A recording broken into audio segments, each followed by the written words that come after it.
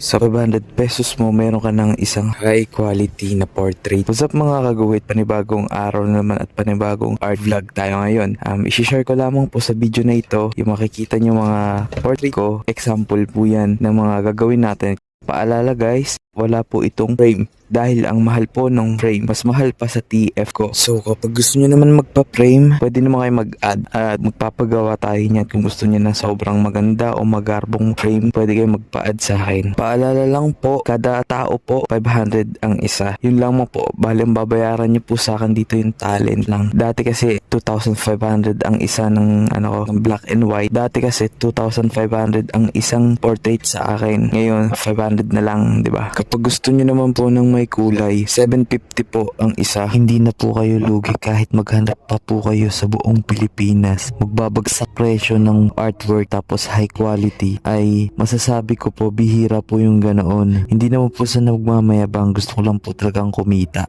Kaya ano pang hinihintay nyo? PM nyo na ako mga kaguhit. Kung tungkol naman po sa shipping, sagot nyo po iyon. At kaya ko naman po magpadala sa ibang bansa at sa iba't ibang lugar dito sa Pilipinas. Kaya maraming salamat po sa pagsuporta nyo sa aking art vlog. Please follow my page and my TikTok account.